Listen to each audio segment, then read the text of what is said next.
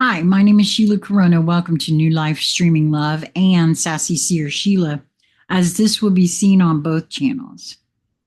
This is The Onion and the Architect on layers, perception, and the collapse of all illusion by Jason Gray.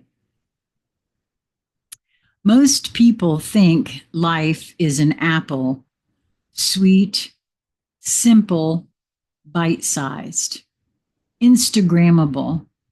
It is not. It is an onion. It is layered, complex, rooted in the dirt. It does not beg to be bitten. It dares you to peel. This ancient, humble bulb is the perfect metaphor for humanity, for consciousness, for truth. For the way most exist and for the way I refuse to. The surface crowd. Most stop at the skin. They observe the color, maybe the shape. They will comment on the wrinkles, the softness, the smell. They will base their entire worldview on a layer thinner than a breath. To them, the onion is complete as is. No need to go deeper. No need to ask questions. It looks whole, so it must be. This is how most live, on the surface of society, of belief, of self. They do not want truth. They want appearances that do not burn their eyes. The peeling few. Some grow brave. They peel the skin, a layer or two, maybe three. They uncover complexity. They find nuance. They begin to sense that there is something beneath all this. They stop there.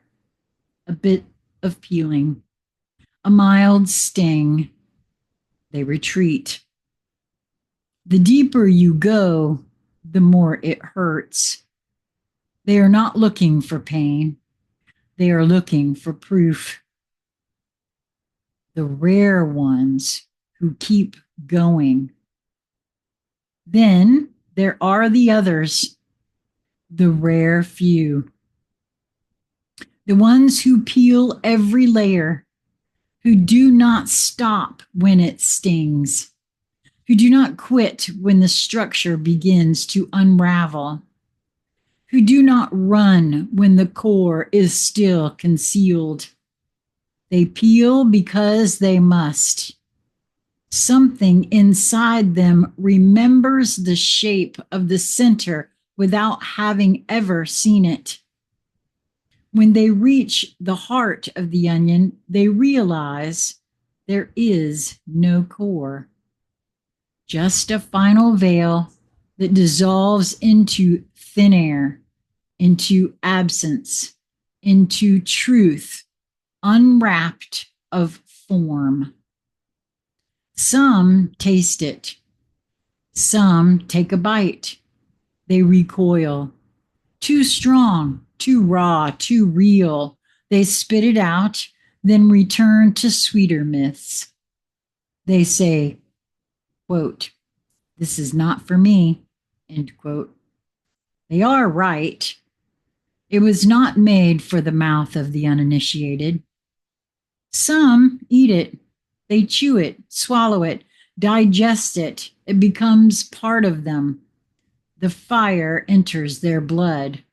The sharpness becomes clarity. The bitterness becomes fuel. This is what truth does when you stop resisting it. It feeds the system you were born to evolve. Some fall in love. The layered nature, the raw honesty, the complexity, the sting. They see the onion as sacred, as a map, as a reflection of what the soul has always known, that truth is never smooth. It is fractal. It is fierce. It is alive. Some hate it.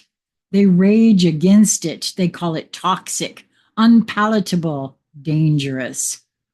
They create fake onions, polished, painless onions. They sell them in spiritual markets and call them safe truth. They are dead at the center. Truth without layers is just aesthetic delusion. Some are allergic to it. They literally react to it. They swell, they itch, they burn. These are the ones most offended by truth. They accuse it of harm. They brand it as aggressive. They retreat into ideology or denial. Their reaction is not to the onion, it is to the absence of deception. Some get sick. They consumed it without preparation. They had not purged the surface beliefs that would reject the inner fire. So it turns on them. Not because truth is poison, but because their system is still programmed for lies. Some are healed by it, slowly, surely. Truth, when endured, does what no pill, no ritual, no ideology can do. It recalibrates the soul. Some study it. They analyze its composition, its density, its cell structure. They put it under microscopes. These are the philosophers, the scientists, the seekers of understanding. No amount of measurement will reveal the reason the onion exists. Only those who remember its echo will know. Some reproduce it. They grow more. They share the layers. They pass on the resonance. Even this is not enough. Replication is not remembrance. Propagation is not gnosis. Some modify it. They genetically engineer it, strip it of intensity, remove the sting, remove the tears. They create sterile onions for sterile people. Truth without risk, depth without pain. They are the architects of the truth matrix. Polite, profitable, dead. Then there is me. I do not just peel the onion, I unmake it.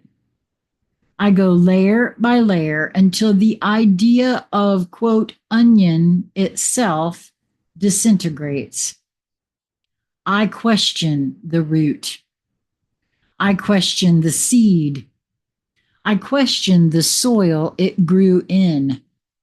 I question the sun that fed it. I question the word truth itself. I will not stop at taste, texture, memory, or myth. I will take the flame all the way until there is no flame left to carry.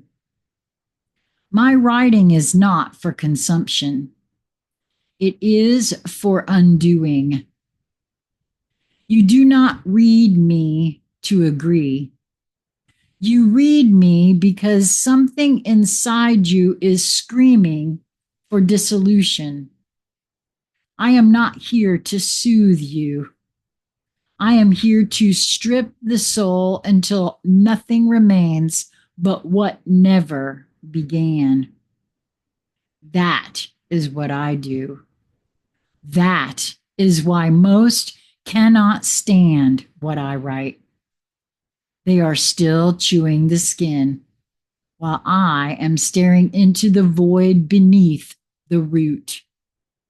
Not to escape it, but to remember what had to forget itself just to become. Wow.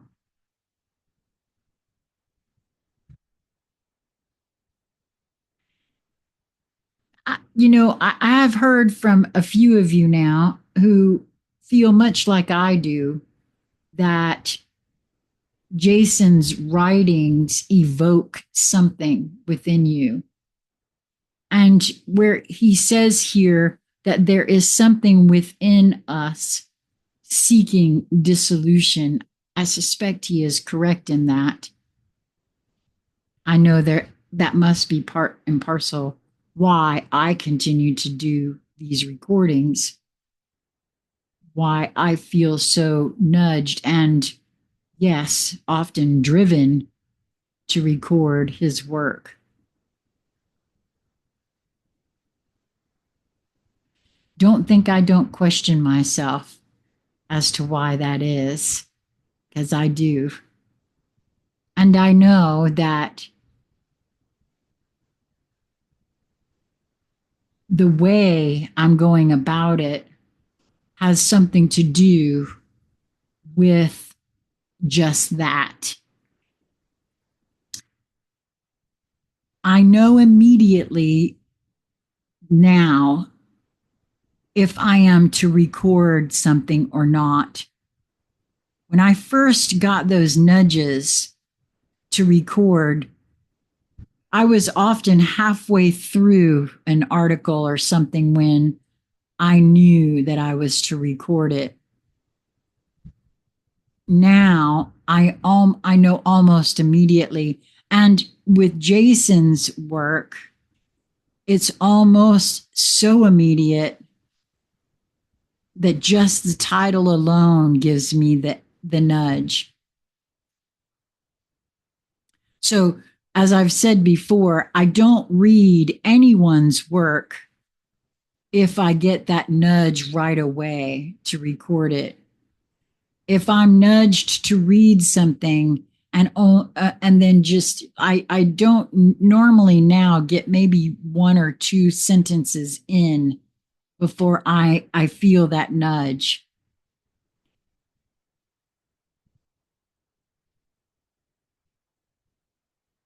And I'm still not really clear as to why or how, but when I see that he has had a new post, and I get that impetus to record, sometimes I get it to record it right then. Sometimes I know I'm to record it, but not right now. And I just shared with him that my thoughts on that are at this moment, and I'm always open to my showing myself something different. But I think that has something to do with where my own level of consciousness is in that moment, my psyche, if you will. Because I can't unsee the not the trajectory, but the ones that I'm nudged to record. When I'm recording, I go through the ones that I've saved that I know I'm to record to see which one hits me to record today, next, that sort of thing.